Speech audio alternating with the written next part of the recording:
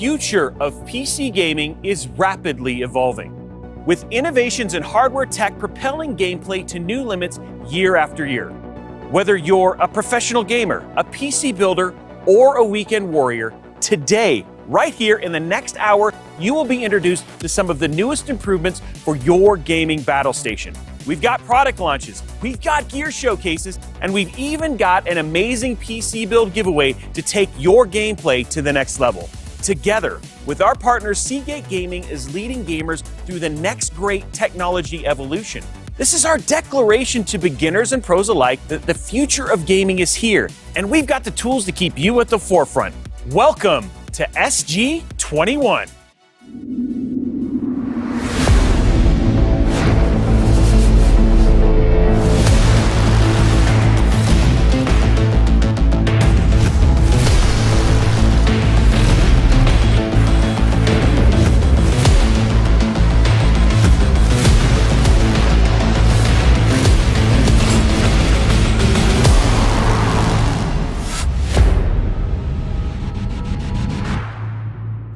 I'm your host, Justin Roby, founder of RobyTech, and as a lifelong PC gamer and having built hundreds of custom PCs myself, I've seen the evolution of gameplay take its biggest leap in the last 5 years. And Seagate has often been ahead of the curve and are continually pushing gameplay performance forward. Whether it's hard drives, gaming SSDs, or their innovations in docking stations and expansion storage, Seagate is proving to be leading in PC and console gaming storage. And today, at the inaugural SG21, Seagate is partnering with leaders across the entire PC industry to show both the casual hobbyist and the full-time streaming pro what the future of PC gaming looks like. And friends, the future is fast. So here's a snapshot of what today will look like. It's a day centered around the latest advancements in component connection, specifically PCIe Gen 4, unlocking faster speeds, crisper graphics, and insane processing power. Right here, we're going to introduce Seagate's newest, fastest PCIe Gen 4 SSD. We've got EK Waterblock with us to present some amazing innovations in cooling technology for your Gen 4 components. We've got the team at AMD here to talk about how they are blazing new paths of performance with CPU and GPU advancements. We'll have a deep dive discussion into the future of PC gameplay with the pioneers at MSI Gaming. We've got the legendary Deadmau5 with us to talk about his obsession with gaming. We've got CD Projekt Red with us, unpacking the importance of NVMe SSDs in their game development. And our friends at Razer are stopping by to showcase the latest RGB integrations for your battle station setup. And finally, what would a PC gaming showcase be without building a high-performance rig? That's right, Seagate is collaborating with all of our industry leaders and system integrators in this event to build a brand new, fully custom, blazing fast PCIe Gen 4 gaming desktop, which we are going to be giving away to one lucky winner right here today. Seagate recently hosted this giveaway at Seagate.com, and today is the day that we'll be announcing the name of the person who is taking home this amazing, cutting-edge machine.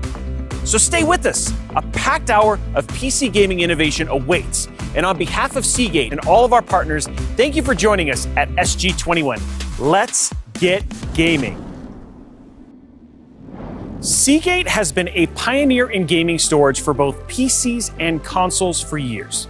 Their FireCuda gaming SSDs have been the backbone of any serious gamer system. If you've got a FireCuda NVMe installed in your motherboard, then you know what fast and efficient looks like. But folks, get ready for even faster with the introduction of Seagate's new FireCuda 530.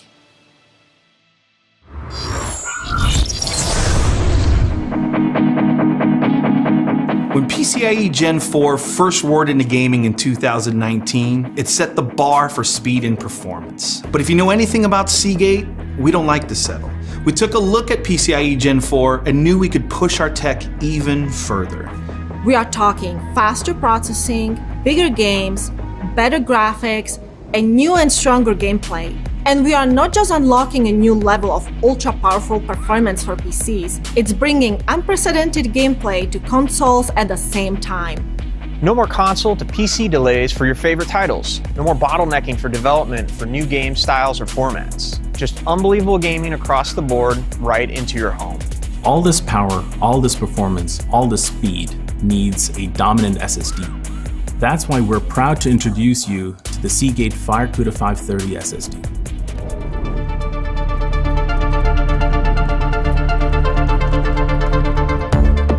PC builders and gamers demand the highest performance products. And in meeting these growing standards, our team has outdone themselves. Let's start with the NAND technology. PCIe Gen 4 is wielding a lot of raw power, and it takes the pinnacle of NAND technology to harness its greatest potential. We've put a top-of-the-line 3D TLC NAND and Physon's E18 controller inside the Cuda 530, allowing the CPU, memory, and storage to all put in work simultaneously and faster than ever. I mean, when you talk about speed, this SSD redefines what speed is for gamers. The Cuda 530 hits speeds of up to 7.3 gigabytes per second. That's 2 times faster than PCIe Gen 3 SSDs and 12 times faster than SATA SSDs. So when you think of a PCIe Gen 4 SSD, it's really easy to focus on speed. And speed we have in spades. 7.3 gigs per second is a ridiculous amount of speed. It's basically to the theoretical max of PCIe Gen 4. But speed's just not enough. If you're recording and if you're playing a lot of games, you're downloading a lot of content, you're clearing your drive to make space, endurance is critical. And what we mean by endurance is how much you can read and write on the drive. That's why we zeroed in our focus on building a high-endurance drive and ensured we could hit up to 5,100 total terabytes written. That means you can write and delete 70% of the drive's capacity every day for 5 years. So if you've got a 1 TB Cuda 530 installed, you can transfer 700 gigabytes every single day for 5 years straight. That's a crazy amount of data transfer. We're not using lower grade NAND, which lets you write to it fewer times. 0.3 times is typically the industry standard, and we're at 0.7 times, which gives you that 700 gigabyte write per day. So at the end of the day, if you're worried about that, you're investing in this really high performance piece. And the last thing you want to have on your mind is, when is this piece going to fail me? With the Cuda 530, you don't have to worry about that because you have the combination of speed as well as the endurance. It's a really unique trait to it. From capturing gameplay and recording live streams to editing video content, our PC rigs aren't just for gaming. We know that gamers and content creators work with a lot of data, and Cuda 530 Endurance frees you to write and delete content to your heart's desire. Our team built a drive that could stand up to long-term abuse and keep running at max speeds. You're constantly scanning Steam, GOG, or Epic looking for the newest titles to download. You download and install a bunch of games you can't wait to jump into. With NVMe speed, those installs happen faster, and in-game load times really do become a thing of the past. With performance like that, endurance like that, speeds like that, we're about to set the gaming world on fire. And while early adoption might look like crisper graphics and faster load times, the future of bigger games, tighter rendering, and faster play is at our fingertips. I kind of nerd out when I think about PC components, because I am a system builder and we're not cutting corners. It's a no compromise product. That's the coolest thing about this, is when you look at it, we're using essentially enterprise grade NAND in a consumer gaming product. So it stands well above what gamers are going to expect right now. We are using the latest and greatest components, the latest CPU, the latest graphics. So you also want to use the latest storage because you want to make sure that the storage never becomes your bottleneck. We focus 100% on what gamers want. We define what a console gamer needs, what a PC gamer needs, what's the newest technology coming out with component manufacturers. A lot of effort from our team goes into picking the NAND, picking the controller, qualifying, making sure it gets the best performance possible at launch. A lot of blood, sweat, and tears went into the development of this product, and it's very exciting to finally be at the cusp of release and be able to get this product that we've spent so much time and effort and love into the market and share it with the rest of the world. This piece of hardware is going to outlast your current rig. It's gonna go with you to your next rig, and it's gonna be just as fast, and you're gonna be able to ride it just as many times and game on it, and then move on with you well in the future. That's the cool part about jumping in at this phase of the game. A new bar has been set in the world of gaming SSDs, and with FireCuda 530, you'll dominate gameplay well into the future.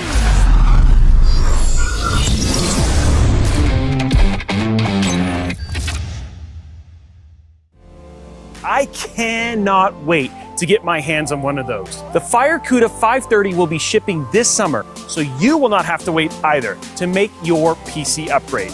But all of that SSD performance comes with heat. And for your custom PC to operate at peak performance, you need to manage all that heat. So let's talk to EK Waterblock, the leaders in PC cooling, to see what new innovations in heat management they're excited about. Hey there, I'm Ryan Schleeper, Product Lifecycle Manager at Seagate, and I'm pleased to welcome Kat Silberstein, EK's CEO for the Americas. Thank you for joining us today, Kat. Hello, Ryan. Thank you for the opportunity to be here. We're thrilled to have you, and we were beyond excited to be able to collaborate with EK. As far as we at Seagate are concerned, EK is the gold standard when it comes to liquid cooling for your PC and thermal management. When you first presented us with your plans for the FireCuda 530 SSD, we were floored by the level of pure performance that you packed into this device. We were quite excited by the challenge of helping FireCuda's thermal management. Yep, and as we just discussed with the reveal of our newest PCIe Gen 4 drive, the FireCuda 530 SSD works at 2 times the rate of PCIe Gen 3. And with all that extra performance comes a lot of extra heat. That's correct. And for any gamer or content creator, once your CPU or GPU starts thermal throttling, basically running hotter than what the cooling can handle, you're going to start losing performance and frames. So to keep your PC running at an optimal rate, you've got to keep your CPU, GPU, and NVMe cooled properly. Precisely. And that's why we reached out to EK to help develop a custom heatsink for our FireCuda 530. As a system builder myself, I know that anyone who is truly serious about keeping their PC cool and running smoothly will turn to liquid cooling to solve any issues with unwanted heat. And if you're looking for liquid cooling and expertise in PC thermal management, you look to the precision-made products of EK. I think we can both agree that the open, collaborative spirit of both companies is what allowed the FireCuda 530 heatsink SSD to really sing. Now let's hear from the actual EK team in Slovenia that helped bring this product to life.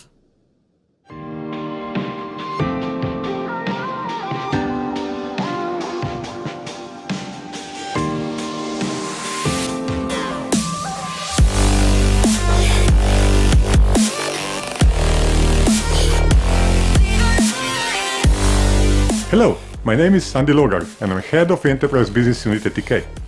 I'd like to start this intro by expressing how extremely proud we are that such a well-respected industry player as Seagate has teamed up with us. But I can only speak for myself. Here is the rest of the team. For me, this experience has been incredible. From the moment Seagate approached us with the exclusive co-branding partnership offer to actually working together, our collaboration has been absolutely mind-blowing. There have been so many great ideas and no challenge has been too big to solve together. Their open-minded, transparent approach and can-do attitude is something you don't see very often. We were always on the same page. For example, Seagate's team immediately knew which design to go with when we pitched the options to them. And yes, it was our favorite choice as well. Seagate knows exactly what they want and they are very driven to achieve it. I love the level of trust we share. We never wasted time and we are all incredibly ambitious. From my side, thank you for being part of this story. Let me tell you a few things about EK. For the last 15 years, we have been pushing the limits with constant innovation, a strong R&D department, and more than 300 custom loop products launched per year. We are very proud to have created partnership with AMD, MSI, Nvidia, Intel, and many other silent partners. With that same passion, we listen to our community and give them support. As a result, we are proud to have developed the most loyal community on the market. We are also excited to announce that we have just won 2 Iaf Design Awards. And what I consider the most important part, we are helping our industry develop by elevating computers.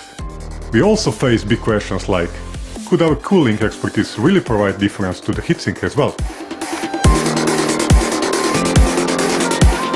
It was a bit challenging to create a closed assembly that could accommodate two different form factors of Cuda 530 SSDs.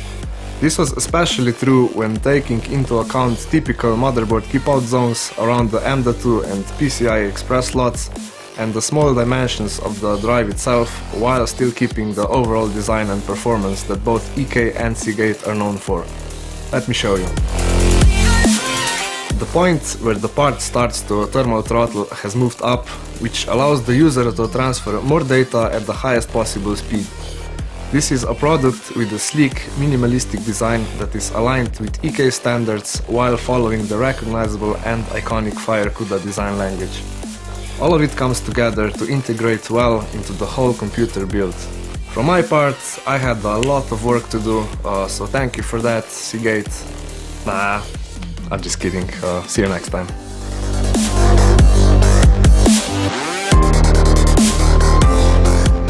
The end result of our collaboration. Two passionate companies with equally passionate individuals created a bond that felt like an old friendship. Devotion to our purpose, mutual trust, and an inner drive to serve and be the best version you can be for our community and fans. This is who we are together. Seagate, never change. Let's continue to push the limits together.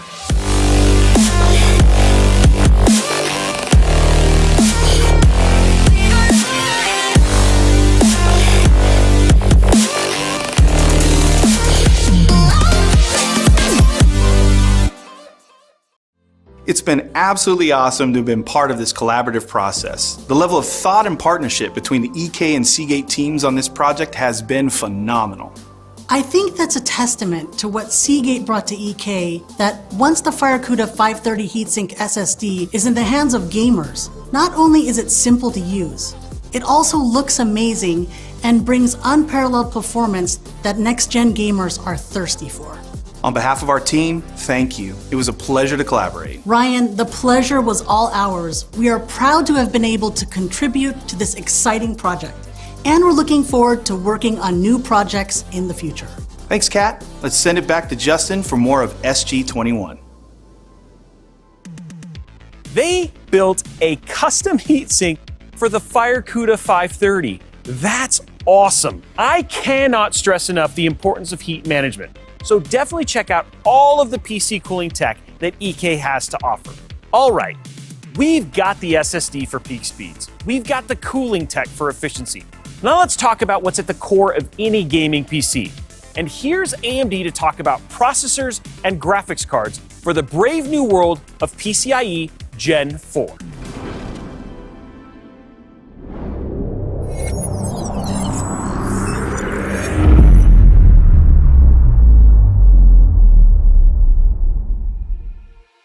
Hi, my name is Erin Mayorino, and I'm the Ryzen Desktop Product Marketing Manager at AMD. And I'm so excited to be here to talk the Seagate Cuda 530 and the power and bandwidth that PCIe 4.0 brings. AMD supports the largest number of PCIe Gen 4 enabled platforms in the entire PC industry, spanning from entry, mid-range, and high-end desktop markets. And we were the first to bring Gen 4 to these markets with our Ryzen and Threadripper brands. We first kicked off this support starting back in 2019, when we launched our 3rd gen Ryzen Threadripper processors with our X570 motherboards. Then we kept that momentum going and offered the unprecedented I/O that comes with our 3rd gen Ryzen Threadripper processors and that TRX 40 chipset. And then we wanted to bring PCIe 4.0 to everyone, and with that we brought in our B550 motherboards, offering 20 lanes of PCIe 4.0 bandwidth off the processor to connect the most advanced GPUs and NVMEs like the Seagate Cuda 530 out there. Then finally, we launched the AMD Ryzen 5000 series processors, the world's fastest gaming desktop processors out there, all with PCIe 4.0 support. AMD has over 100 500 series motherboards, thanks to our great partners like MSI, to provide a robust system where you can build any gaming rig out there at any config to fit your exact needs, and get that blazing fast performance as well. In addition, our AMD Radeon RX 5000 and 6000 series graphics cards support this bandwidth. Basically, if you're a gamer out there, you're going to want to go with AMD and Seagate to get your maximum performance out of your system, as well as be the envy of all your friends. And we know gamers out there are content creators as well, wanting to show off their clips where they 1v5 and clutch a game to share with their friends and post on social media. PCIe 4.0 bandwidth helps when it comes to content creation, providing better and faster performance when scrubbing through large video files as well. So, who is this technology for? Gamers and content creators out there who want the best of the best. And with AMD Ryzen processors and a Seagate Cuda 530 SSD, that is exactly what you'll get.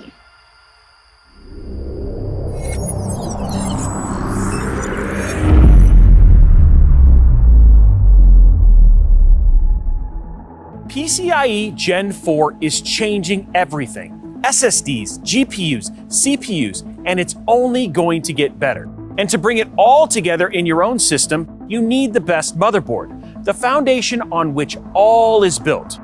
Now, here to talk to us about PCIe Gen 4 motherboards and the future of gameplay is a leader of the PC building pack, MSI Gaming.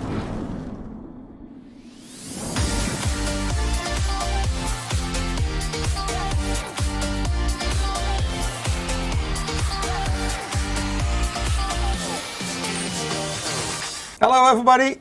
Hello, hello. I'm Mike, and I'm here together with the one and only Eric. Today we're going to talk about some cool hardware. First of all, thank you Seagate for having us in your event. Yes.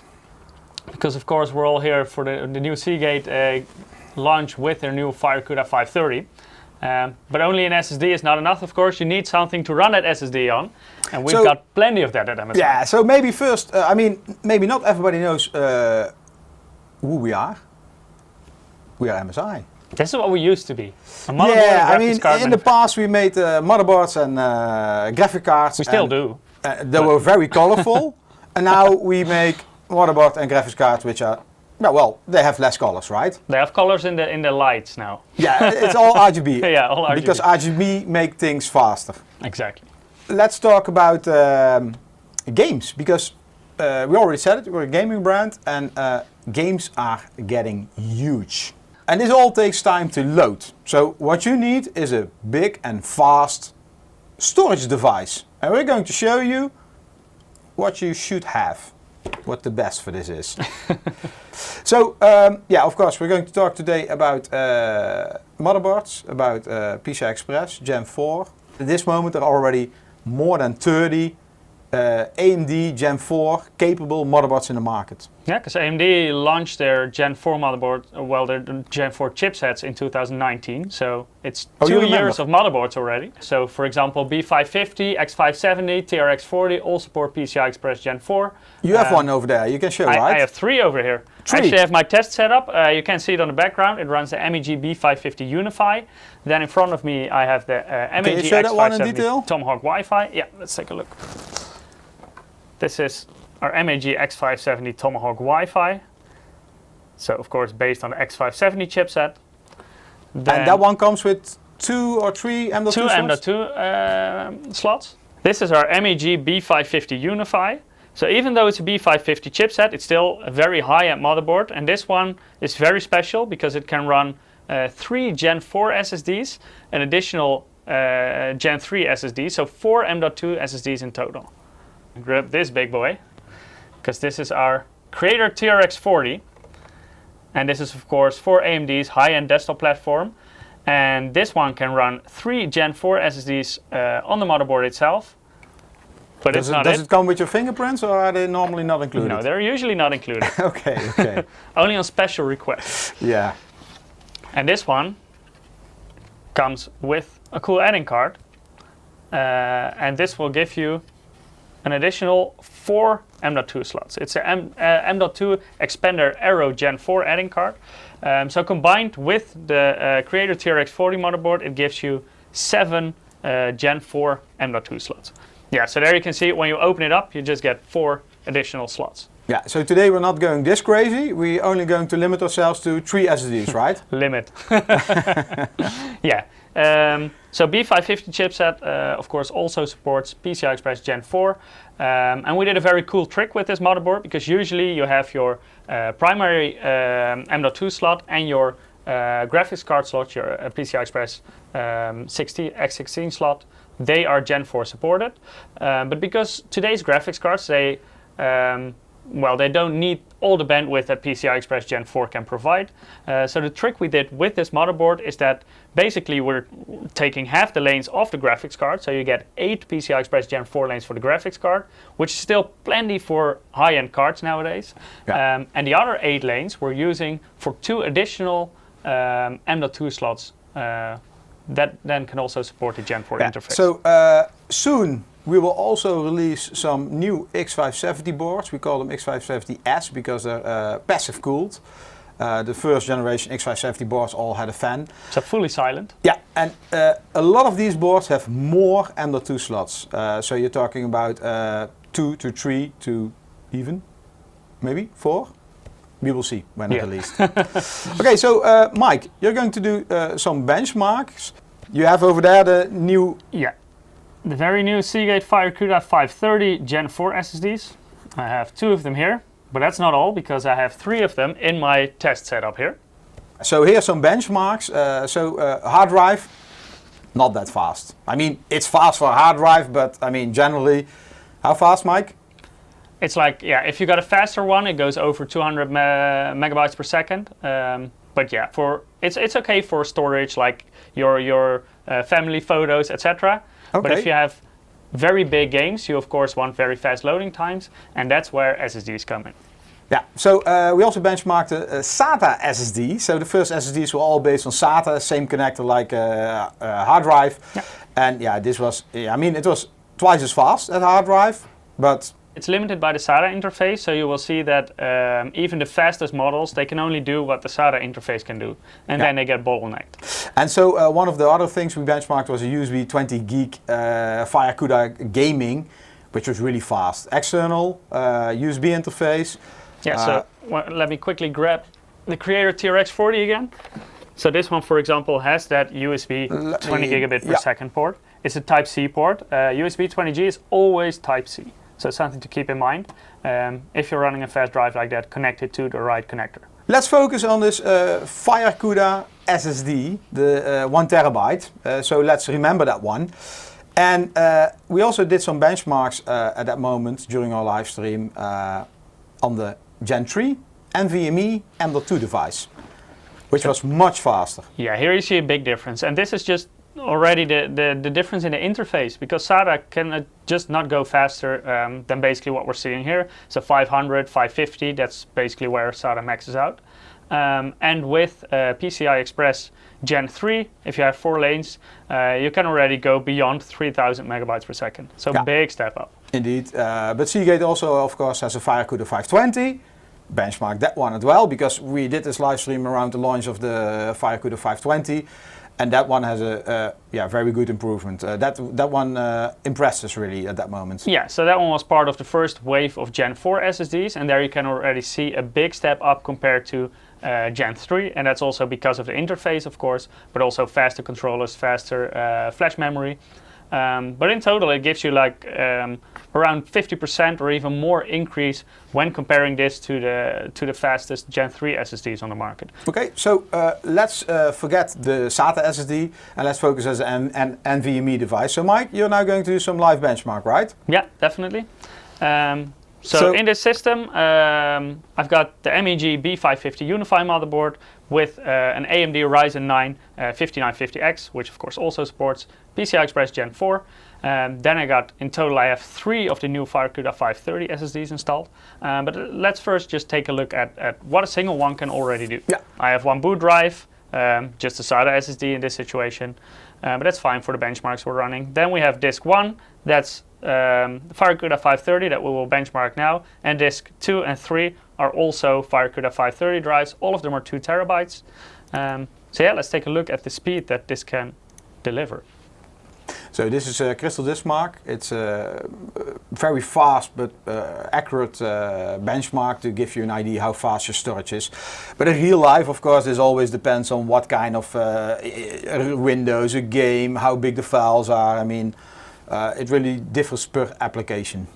Yeah, and right now we're measuring the read and the write speeds of the SSD. And if you remember the speeds that the first wave of Gen 4 SSDs like the FireCuda 520 could provide, you can see this is already a big step up. We run these benchmarks before, and it's actually faster, the benchmark which Mike now run, than the results here. But yeah, wow, big improvement. Very fast. So from around 5,000 megabytes per second read speeds, we're already going well beyond 7,000. So almost a 50% increase again. And we already saw the 50% increase from Gen 3 up. So in total, we're getting more than double the speed that we were getting from Gen 3 SSDs. What's the nice part of RAID on these devices? It scales really well. So basically you're seeing double the speeds with 2 SSDs because you're running 2 times the Gen 4 x 4 interface. So basically you get the bandwidth that PCI Express Gen 4 X8 can provide with 8 lanes. So let me take my calculator, Mike. I already know what 3 SSDs are going to do. Well, it's quite basic mathematics, right? Well, there should be some performance loss, not? Not much, actually. No, indeed. No, with 3 of them, of course, you have a total of 12 PCI Express Gen 4 lanes.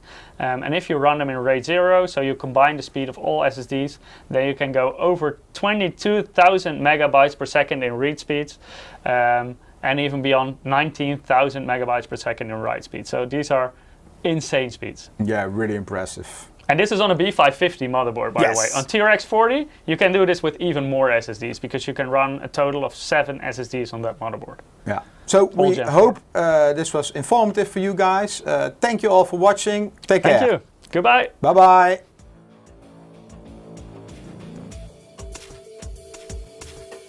We all know deadmau5 is one of the most respected electronic music producers, but Joel is also a massive gamer, and I was so excited to sit down with him and talk about PC builds, gameplay, and the future of gaming.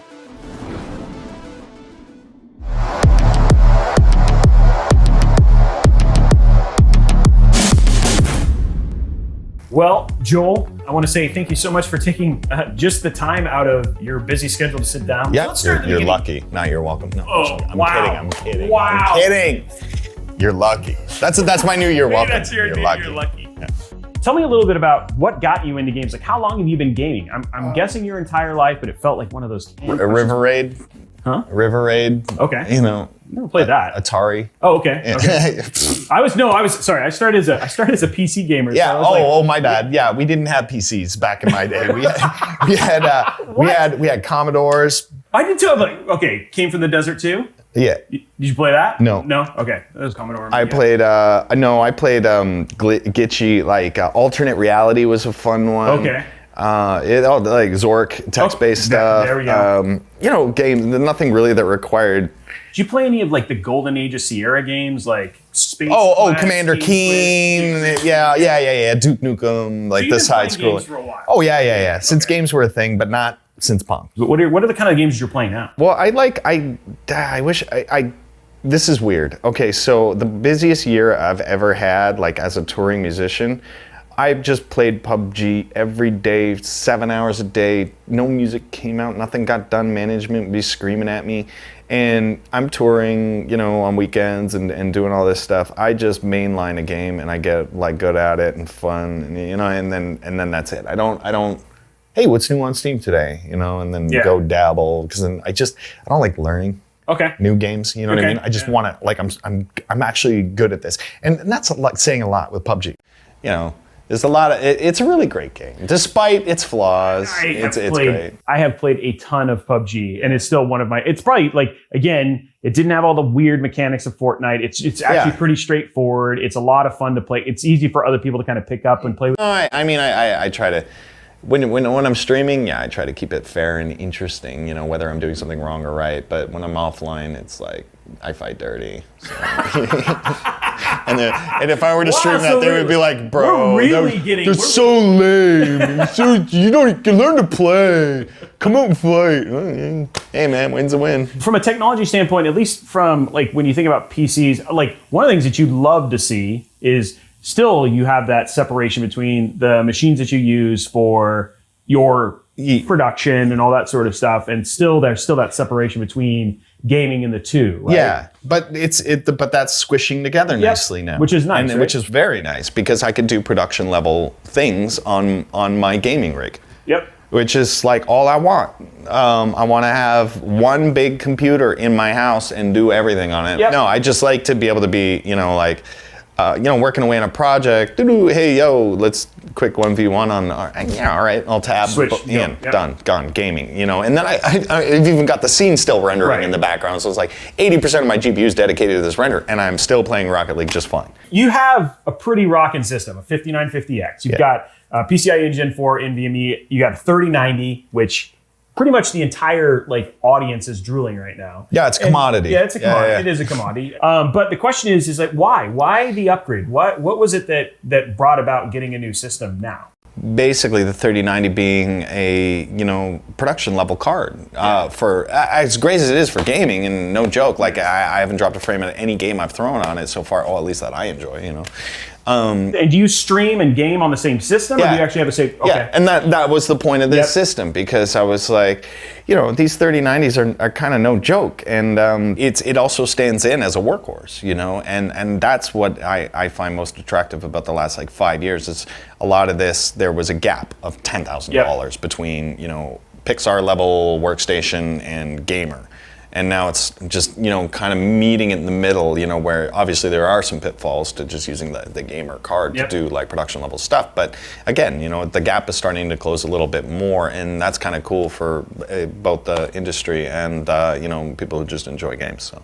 When we think about storage in general, and basically as technology's kind of improved and gotten better and stuff like that, you've kind of followed this as part of what you do on a regular basis as a music producer and DJ and all that sort of stuff. You want to talk a little bit about that journey? Well, for me, storage has always been kind of a weird thing because, starting out, I wasn't really amassing massive files. I mean, music, when you're making it, you're multi-tracking and stuff like that. So say you had, 7 parts to a song that was 7 minutes, right? So you have kick, drums, this, that, the other thing. Well, you got to imagine the file size is whatever the song is, right? A whopping 75 meg for the wave file at 44.1 kilohertz, which is raw PCM encoding.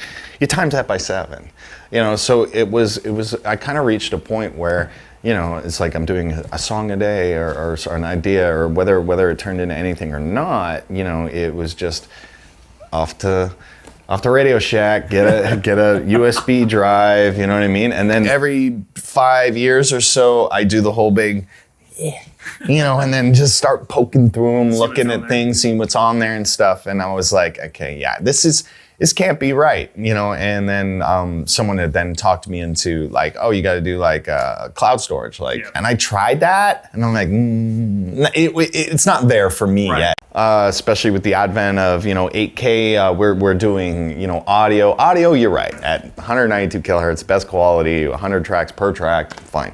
But we start doing video, all our artist videos, all that stuff, and storage very quickly becomes a problem. The speed in which you can get things on to storage or out of storage has become really important. Well, there's two things, right? When I'm working locally, it's not really a big deal, right? It takes a few milliseconds to load up and start streaming data, right? But I'm at the mercy of 10 base T. Right. So I can only go as fast as whatever is coming through the network, and that's good and great.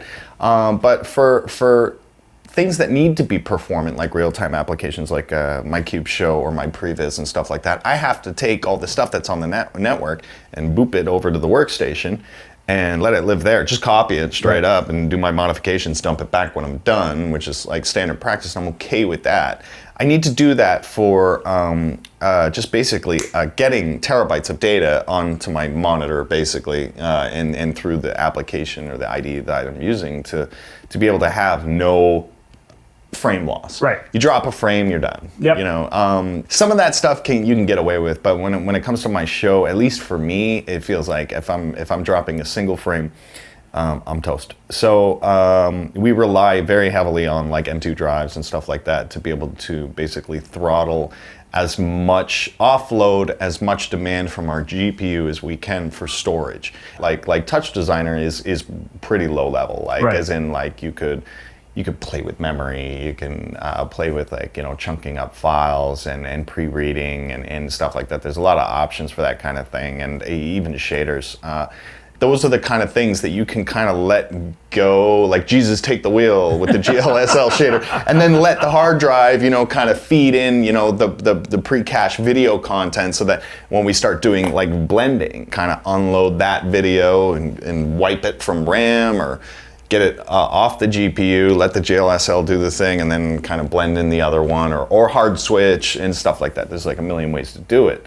I think now we're meeting in the middle, and I think storage is now going to start playing a bigger role in the kind of professional applications and video game applications, which is really important because not everybody is a jewel who's got to access, you know, terabytes of video data all the time.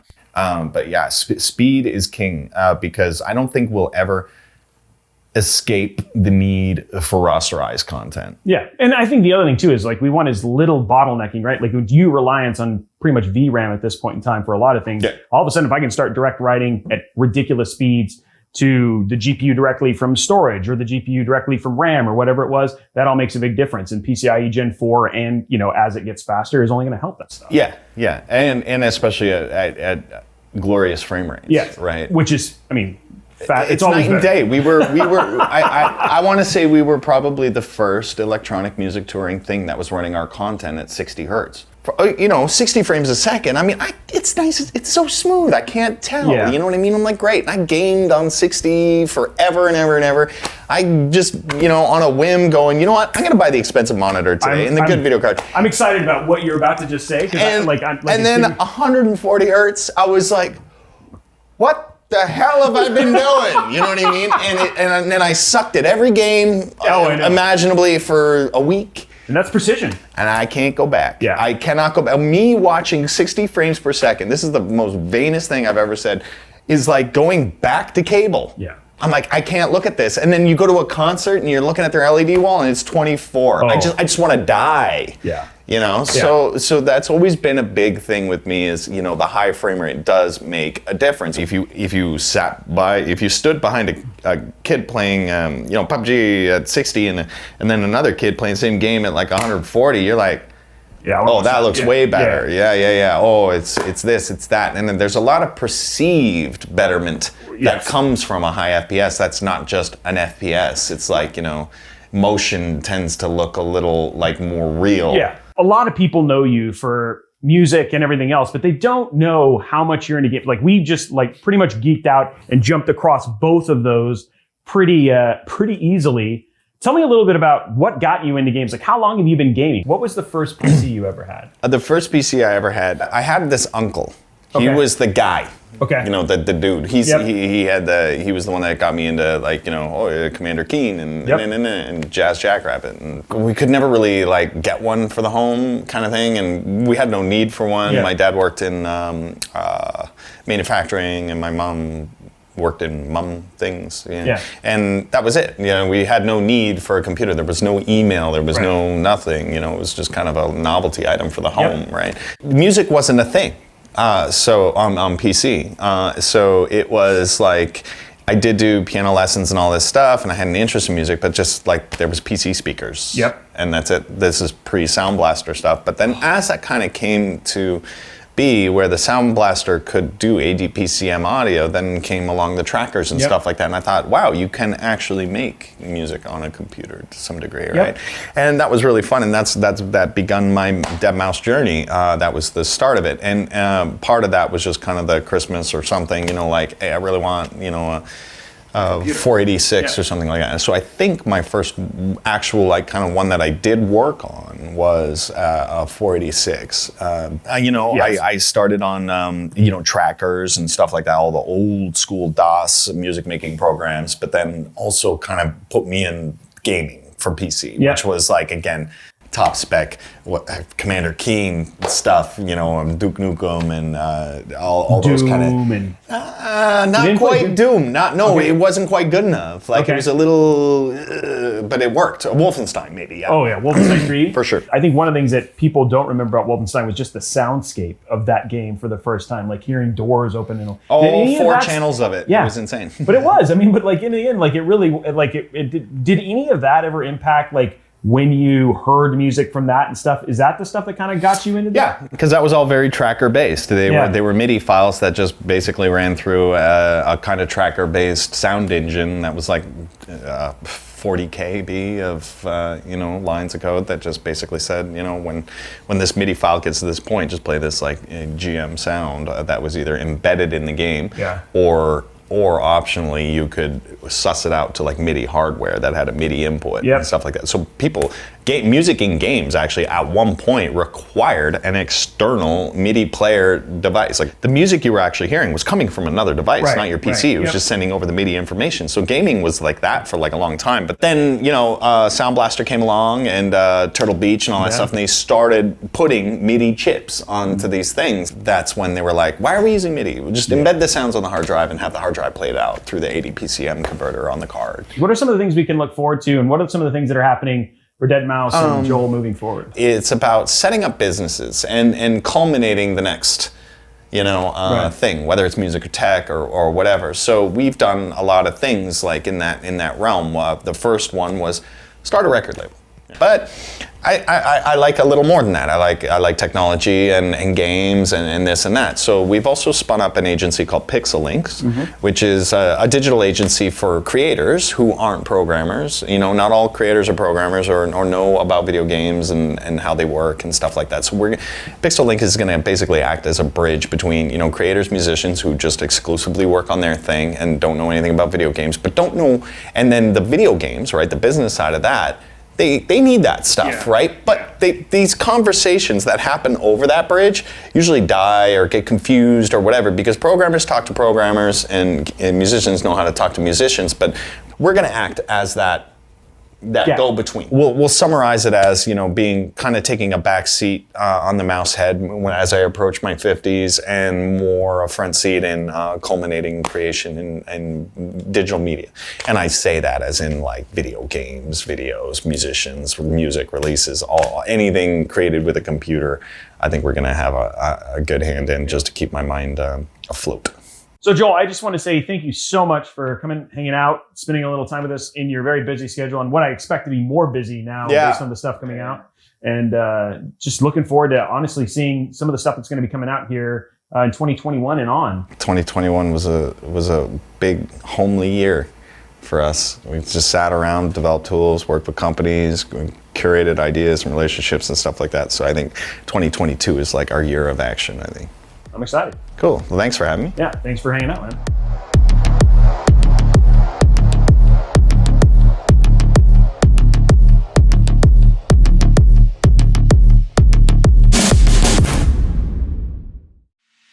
Thanks again to deadmau5 for your time. Speed innovations in NVMe SSDs aren't just about changing how games are played. They're also about changing how games are built.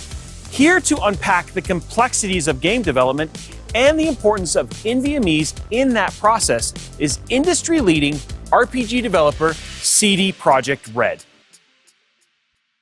Hi, my name is Marcin Kulikowski, and I'm a senior build engineer and C# programmer at CD Projekt Red. I do a lot of work around building pipelines and workflow creation, and making sure that they are properly implemented in the project. I also work on the development of in-house DevOps tools and our in-house build system, as well as managing the build tools used by our dev teams. I'm Rafał Bremski, a C# engineer at CD Projekt Red. In my role, I perform maintenance of our build system, so writing code, making sure software is up to date and machines are running at optimal performance. Cyberpunk 2077 is an ambitious open-world RPG. It features a really strong focus on player immersion via its first-person camera. The game is set in huge, futuristic megalopolis of Night City, where greedy megacorporations rule and cybernetic implants are everywhere. As the player, you explore this city and become sucked into the mercenary underworld, meeting a ton of memorable characters along the way. What speaks to me the most in Cyberpunk 2077 are those characters and stories we tell with them. It's so immersive getting to know these individuals, spending time with them, following their quest lines. You really connect with these people and they feel real and believable. Of course, building a city this dense and complex, you're bound to run into some technical challenges. From internal network bandwidth to larger scale operations, such as building a dynamic global illumination system for the entire open world. We also have some cool innovative solutions to help us gain visual feedback from the game. For example, we have a web-based map of Night City, which shows us heat maps that help us visualize data really intuitively. To build a game like this, well, you really need a lot of expertise from many different areas of development. Programmers, artists, producers, testers, designers and beyond. It's a large-scale team effort across the whole studio. All their work, all the technology and hardware used throughout development leads us to having the thing we aim for from the beginning, the game build. Our build system is the main tool we use that allows us to put builds together, including input from many different teams, all working on different parts of the project. For Cyberpunk 2077, the build system is a highly advanced automation environment. It basically provides a way to automate and streamline all the different processes needed for teams to work in a multi-branch manner. It's a sophisticated system that handles a huge variety of tasks. Building and deploying shaders, the deployment of editor packages for designers, developer game builds, and retail-ready game builds for different platforms. It handles the generation of procedural game data, such as collisions, UI icons, minimap data, and the processing of audio data too. These are just some of the many things our build system handles. And in addition to being this really powerful, cohesive production tool, it acts as an information hub too. Our team will use the build system to see the real-time information and statistics about the current state of the game, any recent changes, functional tests, and so on. So it not only helps us build the game and bring it to life, but also monitor it and maintain it for future development. Currently, Cyberpunk 2077 build system contains more than 150 machines, with more than 200 active users. But this number can be much more, as every dev in the studio can use it for their work. The system runs 24/7, all year round, with virtually no downtime at all, and it works for all the Projekt studios, no matter the location. Thanks to Seagate SSDs, we've seen a great boost to performance, widening the possibilities of the build system. Since implementing the drives, we've run more than 800,000 builds altogether, including 60,000 game package deployments and over 20,000 world builds. The data from this is later used by all the other processors and developers, so they can run them inside the game editor. So it's pretty intensive from a sheer performance perspective. Even with this level of usage, we haven't had a single drive hamper our effort or fail on us.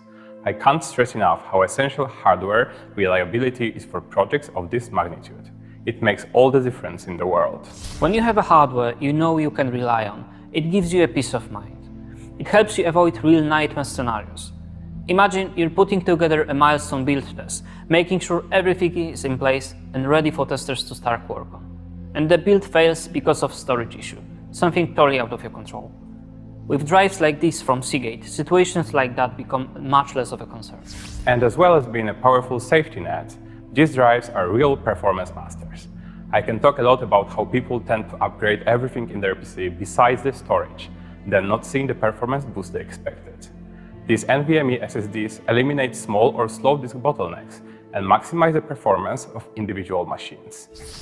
The drives really improve the utilization of other system resources too, such as the GPU, CPU, and network drives. And having more space to work with really complements our multi-branch environment. It means we can have many workspaces with no downtime when switching branches on the same machine. And we can also execute more resource-intensive tasks in parallel on a single machine. This makes things way more efficient and cuts down time spent waiting for things to process by a huge amount. Flexibility is a really important factor.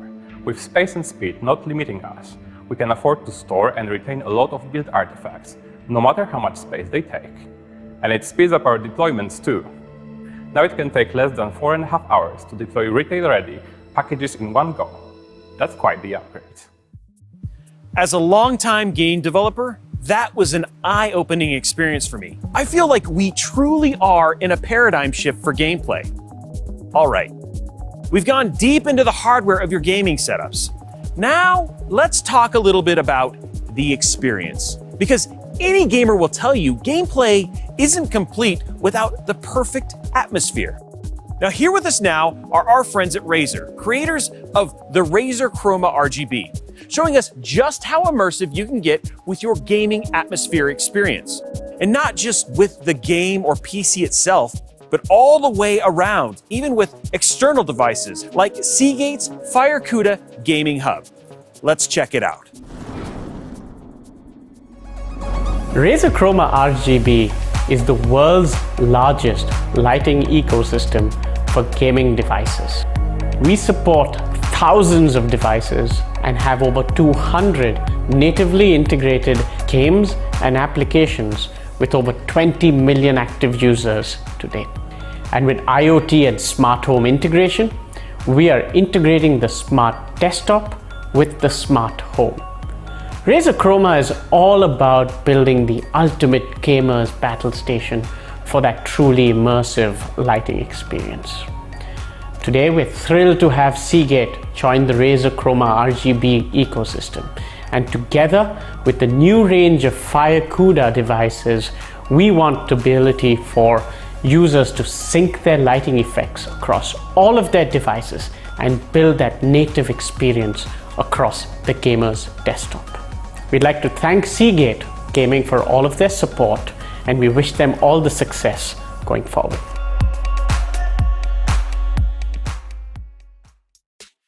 Don't just play your games. With innovations like we just saw, you can now truly experience them. And thanks again to Razer for leading the way on RGB integration. Now for the fun part, putting all of these products together. PCIe Gen 4 impacts the whole system, so every piece of hardware should be working together to give you the full power capacity that these advancements unlock. I had the opportunity to host an amazing custom build featuring NZXT and all of our other partners from this event, putting together the cutting-edge PC that we will be giving away right here in just a few minutes. Here's more about NZXT, one of the best custom PC builders in the gaming industry, helping you get the most out of a PCIe Gen 4 battle station. And then stay tuned to see if you are the lucky person who's going to take this custom rig home. This is one of the most exciting times to be a gamer. With the technology found in today's computers, we are ever so close to creating that photorealistic world being displayed at such high resolutions and frame rates, it blows your mind. However, in order to keep up with the demand of modern games, investing into a storage device like the Cuda 530 PCIe Gen 4 M.2 is needed to get the most out of your system. So why do you need a PCIe Gen 4 SSD in your build?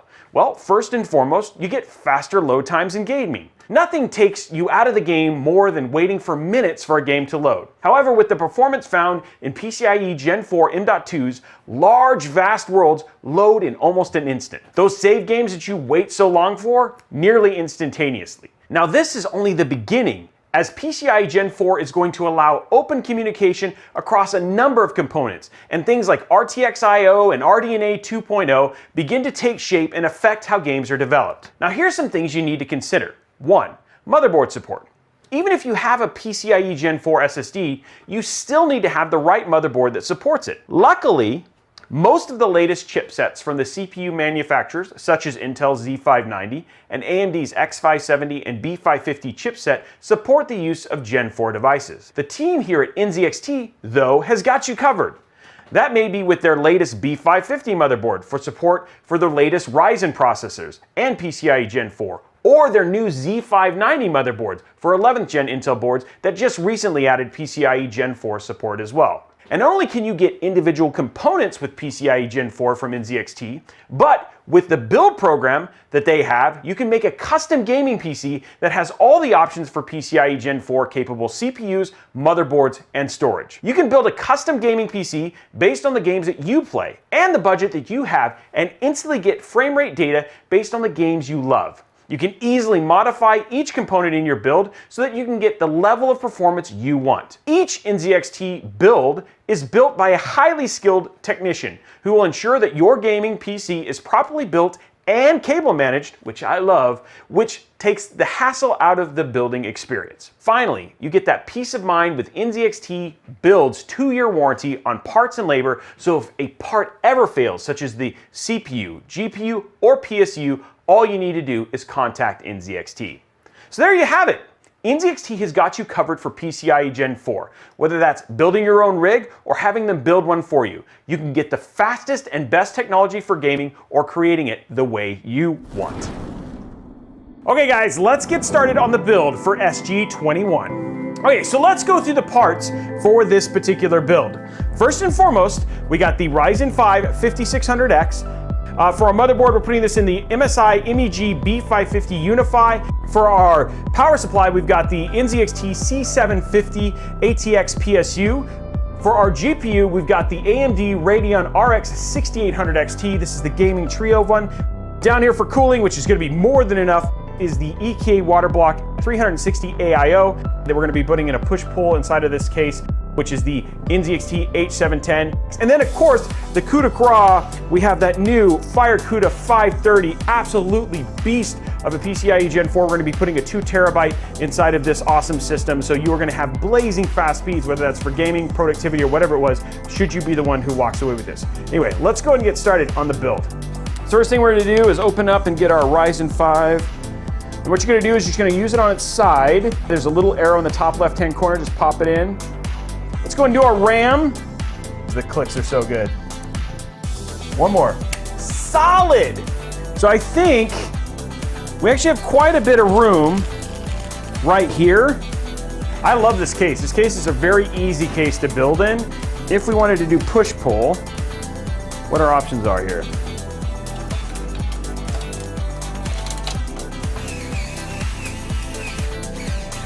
Hey, we got it, look at that. There you go, see? Look at that. Look at that radiator. You can see we got full push-pull, and we're just gonna hook up our other little fans here, and then we'll be good to go. Now finally, we're putting the whole thing in. Okay, there we go. Now we're finally cooking something here, and that's mounted right. Okay, now our GPU's in. Everything looks good. So let's go ahead and put in our FireCuda 530 and make sure that this thing is ready to go. So here it is, that 530 series FireCuda drive. Just stick that in here now. 100% ready to go. Yep, I see power. And boom! There you go. You get a nice, kind of cleaner look. Wow, that build looks good.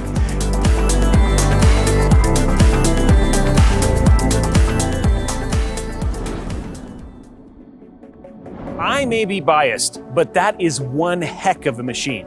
It's a cutting-edge, custom rig built with some of the best hardware on the market, including Seagate's FireCuda 530 for that peak PCIe Gen 4 SSD performance. Plus, we've paired the machine with some killer peripherals from Razer. This machine has everything for the PCIe Gen 4 gamer to bring their gameplay into the future. Thank you again to all of our partners who made this build possible. And now is the time to reveal if that gamer is you. Between May 24th and June 14th, Seagate received thousands of entries on Seagate.com. The winner was picked at random from all of those entries. So, are you ready? The winner is... Congratulations! You will be taking home this amazing custom PC, made possible by Seagate and our generous partners. Built with love from some incredible PC builders like moi. PCIe Gen 4 is the heart of gaming now, and the innovations in hardware and gameplay are only getting bigger and better. I think the doors to the future have opened, and Seagate and today's partners are certainly forging that path. But we want to hear from you. What were you excited about? How are you upgrading your machines, and what's needed that we can address? Head over to Seagate Gaming on Twitter and Instagram and get involved in the discussion. Or find me at Robitech, and let's build the PCs of tomorrow together. Now, if you'd like to check out more from Seagate Gaming, be sure to check out Inside Gaming with Seagate. It's an original web series on the latest and greatest in PC and console gaming, hosted by my good friend, Patrick Macca, available over on YouTube. On behalf of Seagate and all of our partners, thank you for joining us at SG21. Here's to the future. Happy gaming.